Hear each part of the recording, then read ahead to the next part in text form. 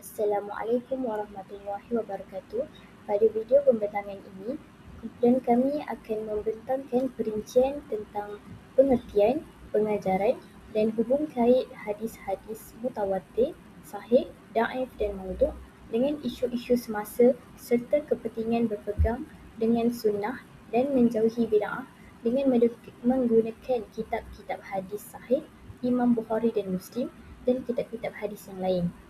Kumpulan kami terdiri daripada saya, Airul Mardiah, dan ahli kumpulan saya, Nur Syifa Hanani. Pembentangan ini di bawah kod kursus 1114 PIMK bagi subjek Pengantar Ulum Quran dan Ulum Hadis. Tajuk pembentangan kami ialah Hadis di Era Digital, Menapis Kepalsuan serta Menghidupkan As-Sunnah.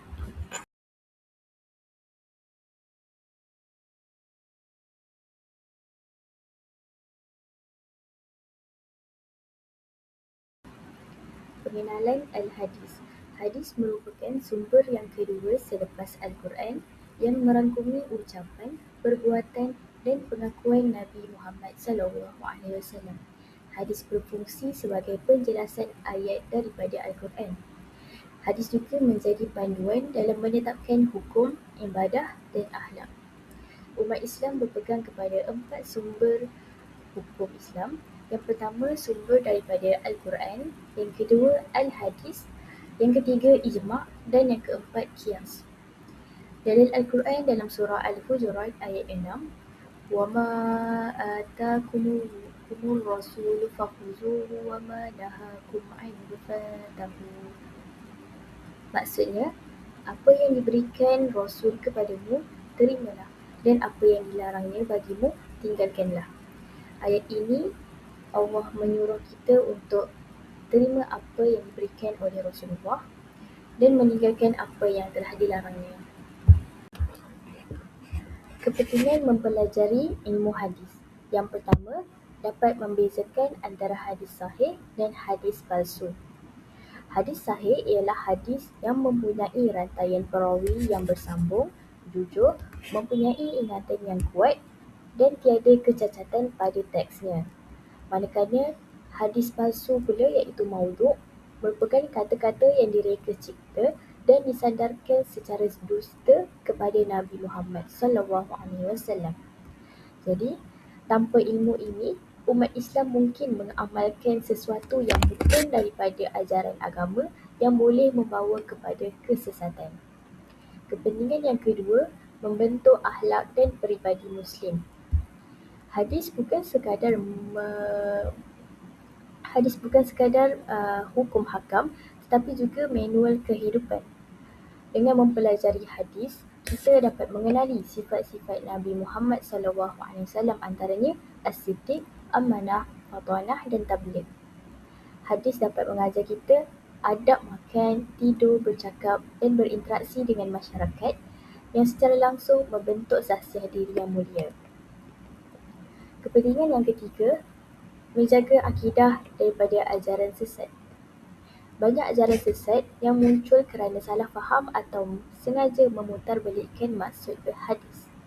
Ilmu hadis membantu menjelaskan konsep akidah yang benar seperti yang dibawa oleh Rasulullah SAW, sekaligus mengelakkan unsur khurafat dan bid'ah yang boleh merosakkan iman. Kepentingan yang terakhir iaitu memelihara kesucian Nabi, sunnah Nabi SAW. Mempelajari ilmu hadis adalah satu bentuk jihad untuk menjaga harta intelek Islam. Dengan adanya sistem sanad iaitu rantaian perawi, Islam menjadi satu-satunya agama yang mempunyai sistem dokumentasi sejarah yang paling teliti di dunia bagi memastikan apa yang sampai kepada kita hari ini adalah benar-benar daripada sumbernya. Dalil Al-Quran dalam surah Al-Hujurat ayat 6. A'udzubillahi minasyaitonirrajim. Ya ayyuhallazina amanu in ja'akum fasiqun binaba'in fatabayyanu. Maksudnya, wahai orang-orang beriman, jika datang kepada kamu seorang fasik membawa sesuatu berita, maka selidiklah. Ayat ini merupakan asas kepada ilmu hadis. Para ulama hadis tidak menerima bulat-bulat sesuatu berita tentang hadis. Jika perawi itu seorang yang fasik, iaitu suka melakukan dosa atau tidak amanah, maka hadisnya akan ditolak. Jika diperintah untuk menyiasat kebenaran maklumat sebelum mempercayai atau menyebarkannya bagi mengelakkan fitnah dan penyesalan di kemudian hari. Mempelajari ilmu hadis bukanlah sekadar untuk sebagai ahli akademik, tetapi untuk setiap Muslim agar kita tidak mudah terpedaya dengan maklumat palsu dalam urusan agama dan dunia.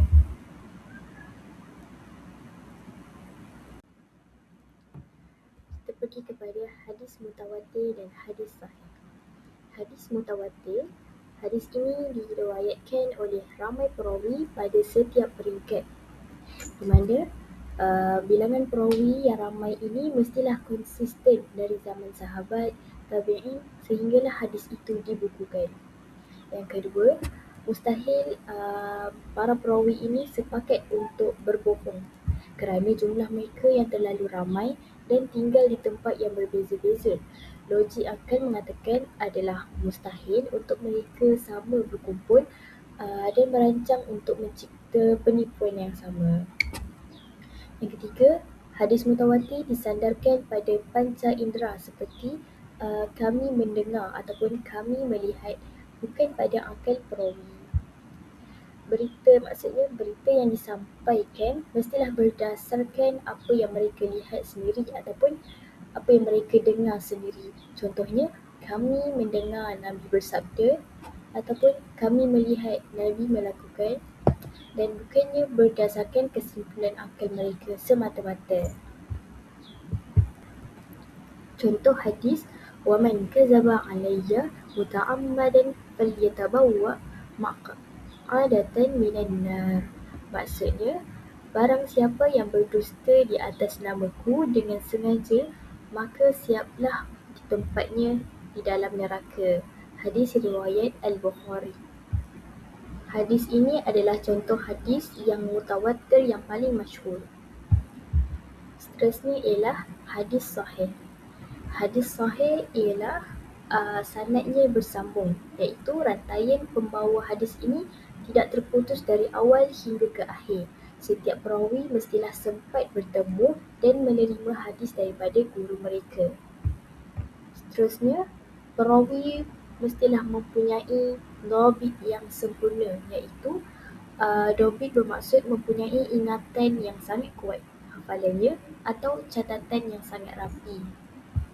Seterusnya, perawi yang adil dan boleh dipercayai. Bermaksud, perawi mestilah seorang Muslim yang bertakwa, menjaga maruah dan menjauhi dosa besar serta maksiat. Seterusnya, tidak syaz, iaitu bertentangan. Teks hadis tersebut tidaklah bercanggah dengan riwayat lain yang lebih kuat atau yang lebih dipercayai daripadanya. Dan yang terakhir, tiada illah, iaitu kecacatan. Teks hadis tidak mempunyai kecacatan yang tersembunyi yang boleh merosakkan kesasihan hadis tersebut walaupun pada zahirnya nampak macam elok. Contoh hadis sahih ialah At-tuhur syatrul iman, bermaksud bersuci itu separuh daripada iman. Riwayat Muslim wa Bukhari. Seterusnya ialah hadis dhaif. Hadis dhaif ialah hadis yang lemah dari segi sanad atau matan kerana terdapat kecacatan pada perawi atau rangkaian sanad. Disebabkan perawi tidak kuat ingatan atau kurang dipercayai, maka sanad terputus, iaitu tidak bersambung, dan berlaku percanggahan dengan riwayat yang lebih kuat. Antara sebab-sebab hadis menjadi dhaif, yang pertama ialah perawi tidak kuat ingatan, iaitu dhabit. Perawi mungkin seorang yang pelupa atau sering melakukan kesilapan dalam menyampaikan riwayat. Yang kedua ialah kurang dipercayai. Perawi tersebut mungkin mempunyai masalah dari segi credibility, iaitu adil, walaupun tidaklah sampai ke tahap pendusta, iaitu palsu. Yang ketiga, sanadnya terputus. Rantaian penyampai hadis tidak bersambung. Contohnya, seorang tabi'in terus berkata, Nabi bersabda tanpa menyebut nama sahabat yang mendengarnya. Yang keempat ialah berlaku percanggahan, di mana teks atau isi hadis tersebut bercanggah dengan riwayat lain yang lebih kuat iaitu sahih atau lebih dipercayai. Hukum beramal dengan hadis dhaif. Pendapat yang pertama daripada Imam Abu Hanifah, Imam Malik bin Anas, Imam Asy-Syafi'i, Imam Ahmad dan ramai lagi.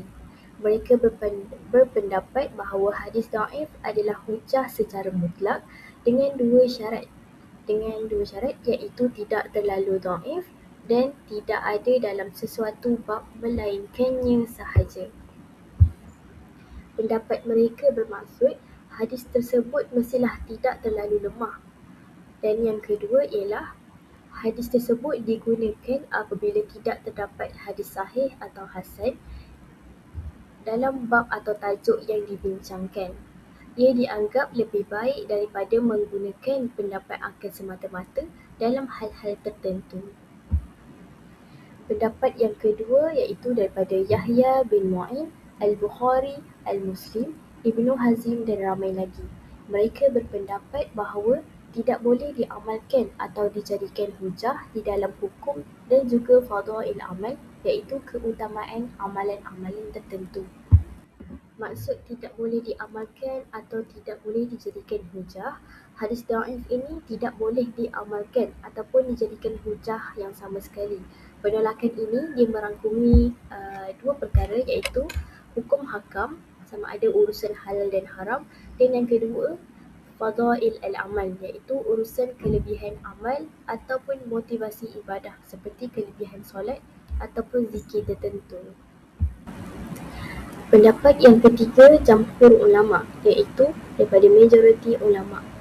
Mereka berpendapat bahawa hadis dhaif ini hanya boleh diamalkan di dalam fadail amal iaitu keutamaan amalan-amalan tertentu dan tidak menjadi hujah di dalam hukum. Ini merupakan pendapat jamhur ulama, tetapi para ulama telah meletakkan beberapa syarat untuk beramal dengan hadis dhaif.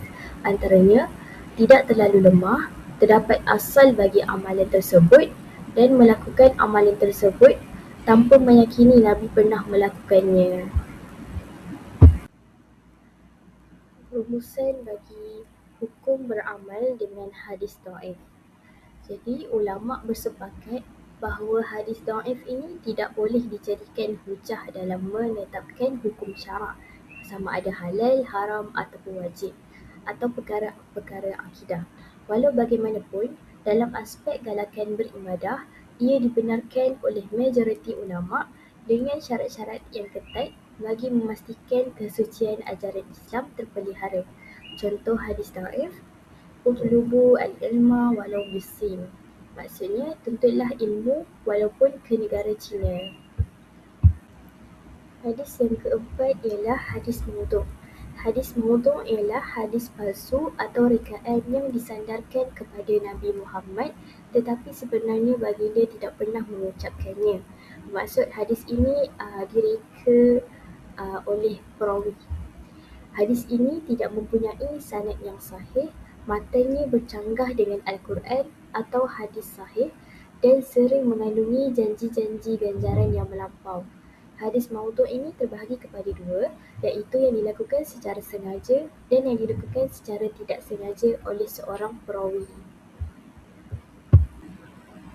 Contoh hadis maudhu' yang sengaja ialah Innallahu ta'ala la ya'zibu hasanul wujuh. Maksudnya, sesungguhnya Allah tidak akan mengazab wajah yang rupawan. Hadis ini berbahaya kerana terdapat unsur penipuan yang terancam. Individu tersebut tahu bahawa ini bukanlah daripada sabda Nabi tetapi sengaja menciptanya. Contoh bagi hadis maudhu' yang tidak sengaja pula, man jika surat solatuhu bil laili hasuna wajhuhu bin nahar. Maksudnya barang siapa yang banyak solat malam maka wajahnya akan berseri-seri di siang hari. Riwayat Ibnu Majah. Hadis maudhu' yang tidak sengaja ini bukan kerana niat untuk menipu tetapi kerana kesilapan manusiawi atau kelemahan ingatan perawi. Walaupun tidak sengaja, statusnya tetap maudhu' kerana ia bukan datang daripada Nabi. Jadi kita pergi kepada hubung kait hadis dengan isu semasa, iaitu hadis yang pertama at-tuhur syatrul iman, yang bermaksud kebersihan sebahagian ataupun separuh daripada iman. Jadi apa kaitan antara hadis ni dengan isu semasa sekarang? Itu yang pertama, isu kebersihan diri dan kesihatan. Itu dalam dunia sekarang, penyakit mudah merebak seperti COVID-19 dan amalan kebersihan seperti basuh tangan dan menjaga kebersihan diri. Jadi kan dunia kan pernah dilanda wabak COVID-19. Jadi pada waktu tu, di mana orang ramai ni diwajibkan untuk basuh tangan dengan kerap lah, dengan pakai ataupun pakai hand sanitizer dan pakai mask. Supaya apa? Untuk mengelakkan daripada COVID-19 ini terus merebak dekat orang lain.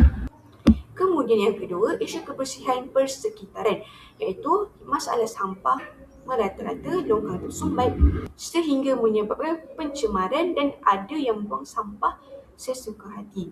Jadi hadis ini mengingatkan menjaga kebersihan adalah tanggungjawab sebagai orang yang beriman. Jadi orang sekarang ni tak ada kesedaran ataupun tak banyak yang ada kesedaran tentang kena buang sampah dekat tempatnya. Jadi diorang ni ambil indah tak indah je lah, maksudnya ambil remeh tentang benda tu. Sedangkan benda tu sebenarnya membawa kepada keburukan, iaitu longkang tersumbat sehingga menyebabkan banjir. Jadi kita nak ingatkan orang ramai yang kita ni kena jaga kebersihan, bukan dekat diri kita saja tapi dekat persekitaran kita juga. Baiklah, kita pergi pula kepada pengajaran hadis yang tadi, iaitu yang pertama, kepentingan kebersihan dalam Islam. Jadi Islam ni sangat menitik beratkan kebersihan sama ada secara zahir, fizikal ataupun batin hati. Jadi Allah ni sangat sukakan orang yang menjaga kebersihan. Jadi yang kedua, kebersihan tanda keimanan. Itu orang yang beriman akan menjaga kebersihan diri, pakaian dan persekitaran kerana ia mencerminkan iman. Jadi contoh kalau uh, nak solat kan, kita kena dalam keadaan yang bersih. Sebab apa? Sebab kita nak jumpa Allah. Jadi kita kena pastikan diri, pakaian kita bersih, suci daripada segala kotoran, dan persekitaran pun kena jaga juga. Lepas tu yang ketiga, ibadah memerlukan kebersihan, iaitu ibadahnya seperti solat tidak sah tanpa bersuci, iaitu wuduk. Sebelum solat kan kita kena wuduk dulu dan mandi wajib. Jadi kebersihan ni adalah sebahagian asas daripada ibadah. Jadi bagi wanita yang ada halangan untuk solat, kena mandi wajib dulu, iaitu wanita yang dalam keadaan haid kan, kena mandi wajib dulu barulah boleh solat. Baiklah, kita pergi pula kepada hadis yang kedua, iaitu waman kataba alayya muta'ammidan fala tabawwa maq'adahu minan nar. Dia bermaksud waman kataba, barang siapa yang berdusta alayya ke atasku muta'ammidan secara sengaja, fala tabawwa maksudnya bersedia maq'adahu minan nar. Maksudnya tempat duduknya di dalam neraka. Jadi hubung kait antara hadis ni dengan isu semasa ialah iaitu isu berita palsu dan penyebaran maklumat palsu. Jadi sebabkan zaman sekarang ni banyak berita yang tak sahih kan, yang tersebar termasuk dalam hal agama. Jadi apa kaitannya? Iaitu Islam ni sangat melarang keras berbohong lebih. Berat lagi jika melibatkan Nabi. Jadi kan zaman sekarang kan kebanyakan orang ni suka berbagi idea dekat laman sosial kan, seperti TikTok dan Instagram. Jadi diorang boleh untuk nak bagi ilmu agama ni, tapi kena betul dan sahih. Kita pastikan sebab kita nak sampaikan kepada orang ramai. Jadi kita kena pastikan benda tu betul-betul sahih dan benar lah. Jangan kita bagi maklumat yang palsu.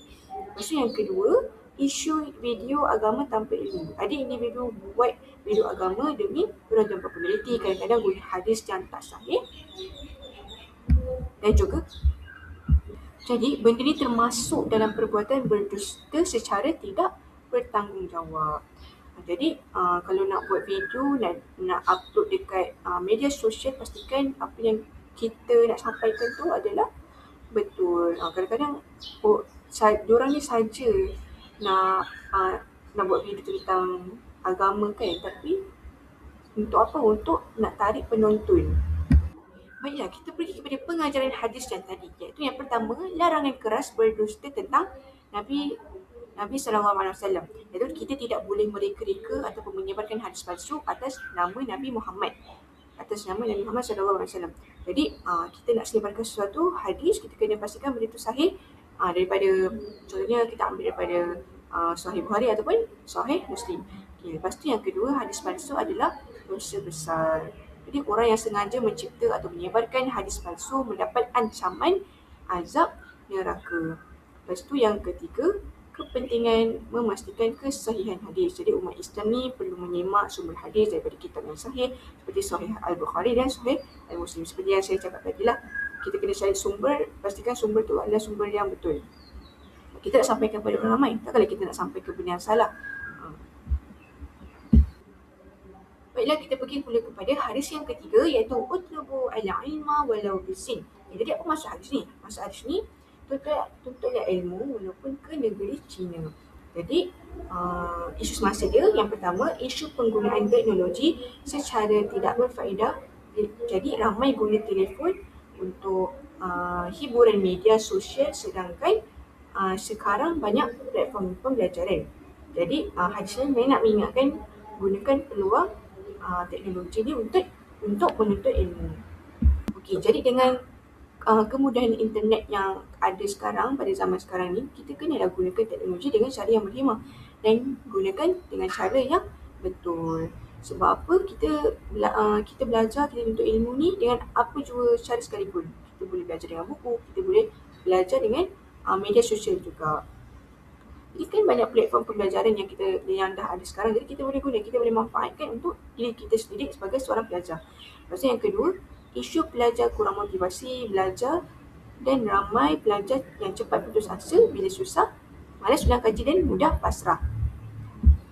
Jadi hadis ini mengajar kita iaitu ilmu ni perlu dicari walaupun susah dan jauhkan, dan mesti ada usaha dan kesungguhan. Jadi sekarang kan kadang-kadang ada pelajar ni, diorang ni kurang motivasi untuk belajar. Jadi kita kena ingat yang belajar ni sebenarnya adalah jihad. Jadi kalau kita mati waktu belajar, kita dikira mati syahid. Jadi kita kena pandai bahagi masa lah, supaya kita tak terlalu stres dengan pelajaran.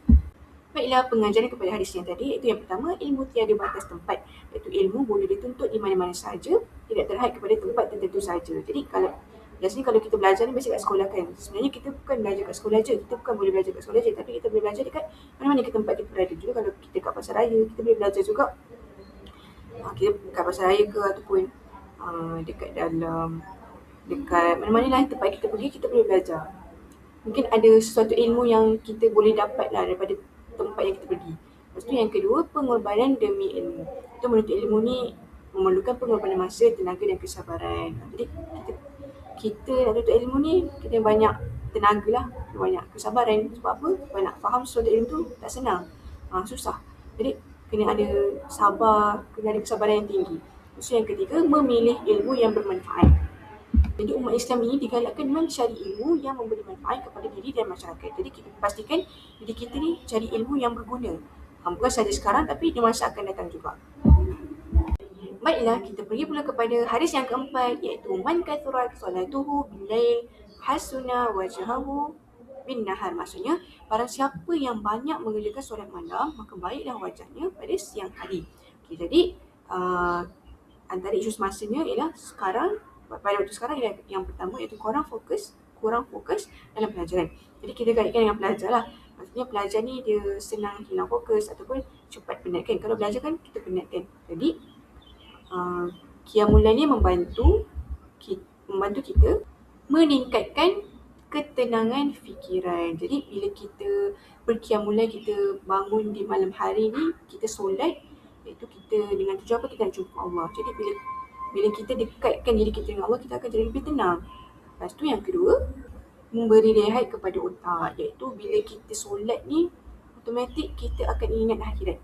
Jadi dunia kita tak akan ingat dah. Jadi benda tu kan, dunia kan sangat stres kan. Jadi kita boleh jadikan solat tu sebagai kita nak bagi otak kita ni rehat daripada fikir tentang dunia lah macam tu. Lepas tu yang kedua, ketagihan media sosial dan kurang tidur berkualiti. Jadi ramai orang tidur lewat kerana telefon, kurang rehat yang berkualiti. Jadi kalau kita ganti dengan bangun malam, iaitu kita nak bangun buat ibadah, jadi tidur akan jadi lebih teratur. Jadi kita niat nak bangun malam tu, jadi kita mesti nak tidur awal kan. Jadi dari situ tidur kita akan jadi lebih teratur lah. Kita nak start masa macam tu. Lepas tu hidup pun akan lebih berdisiplin. Kita ada tujuan. Kita nak buat benda ni malam ni. Jadi benda tu jadikan diri kita sebagai seorang yang berdisiplin lah. Baiklah, kita beri kepada pengajaran hadis pula. Iaitu yang pertama, kecantikan sebenar ialah daripada dalam. Iaitu kecantikan bukan hanya fizikal, tetapi datang daripada iman dan hubungan dengan Allah. Jadi memang kita diciptakan oleh Allah, memang dah cantik, semua dah cantik dan lawa lah. Tetapi bukan sahaja dari segi rupa, dari segi fizikal kita, tapi daripada iman kita juga kena cantik. Hubungan kita dengan Allah pun kita kena jaga. Lepas tu yang kedua, mendisiplinkan diri, iaitu bangun malam untuk beribadah, melatih kesungguhan, kesabaran dan istiqamah. Jadi macam mana kita istiqamah untuk bangun malam tu, kalau boleh setiap hari kita nak buat. Jadi kita dengan harapan kita istiqamah lah dengan bangun malam tu. Lepas tu yang ketiga, mendekatkan diri kepada Allah, iaitu waktu malam adalah masa yang tenang untuk berdoa dan bermunajat. Sebab apa? Sebab bila malam ni semua orang dah tidur, tapi disebabkan kita ni bangun sebab kita nak menghadap Allah. Jadi kita korbankan sikitlah masa tu.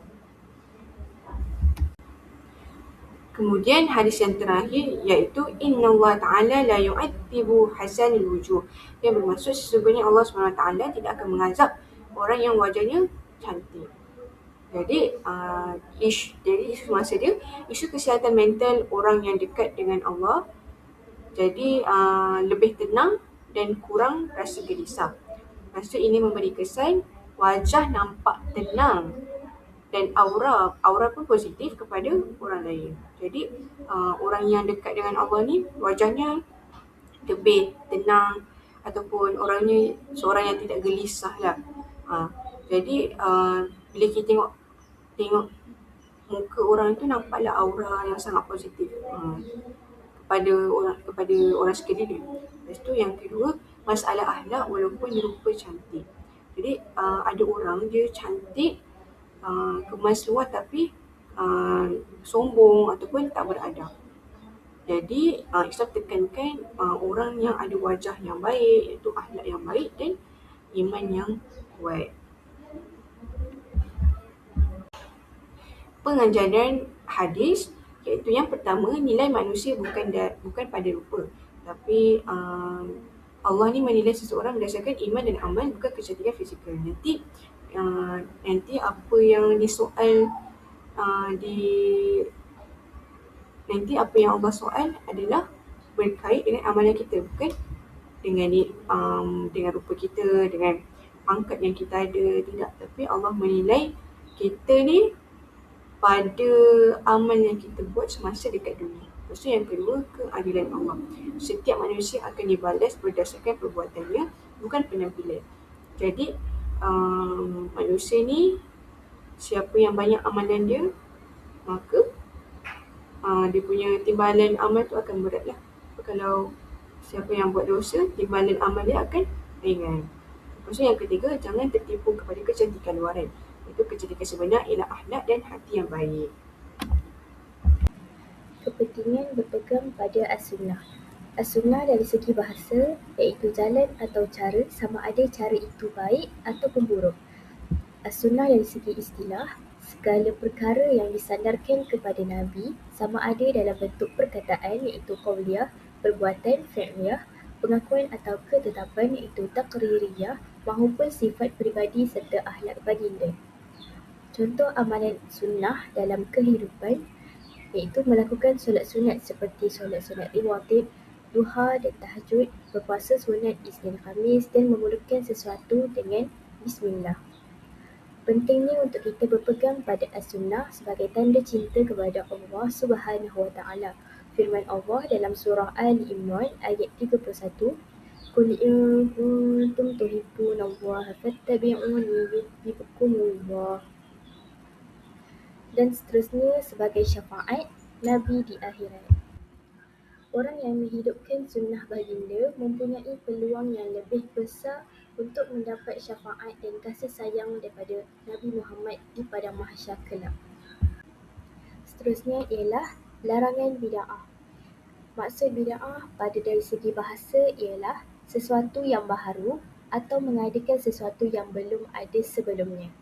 Bid'ah pada istilah pula bermaksud segala perkara atau amalan ibadah yang direka baharu dalam agama yang tidak mempunyai sandaran daripada Al-Quran, Sunnah Nabi maupun amalan para sahabat. Contoh bid'ah ialah menambah rakaat solat, rakaat zikir atau doa yang melampau dan penetapan waktu ibadah tanpa dalil. Rasulullah SAW bersabda, "Sesiapa yang mengadakan perkara baharu dalam urusan kami, iaitu urusan agama, ini yang bukan daripadanya, maka ia akan ditolak." Riwayat Al-Bukhari dan Muslim.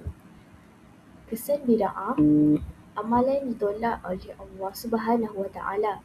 Seterusnya merosakkan kesucian agama Islam. Dan yang terakhir, menghapuskan sunnah Nabi SAW. Orang yang menghidupkan sunnah baginda mempunyai peluang yang lebih besar untuk mendapat syafaat dan kasih sayang Rasulullah di padang mahsyar kelak. Kesimpulannya, hadis merupakan sumber hukum yang kedua selepas Al-Quran yang menjadi rujukan utama dalam memahami ajaran Islam secara menyeluruh. Hadis berperanan menjelaskan, menguatkan dan melengkapkan hukum Al-Quran terutama dalam aspek ibadah, akhlak dan kehidupan seharian. Pentingnya hadis sebagai panduan hidup jelas dalam membentuk cara berfikir, beribadah dan berakhlak menurut contoh Rasulullah SAW. Menurut Imam Asy-Syafi'i, hadis adalah penjelasan kepada Al-Quran dan tidak boleh sama sekali dipisahkan daripadanya dalam penentuan hukum.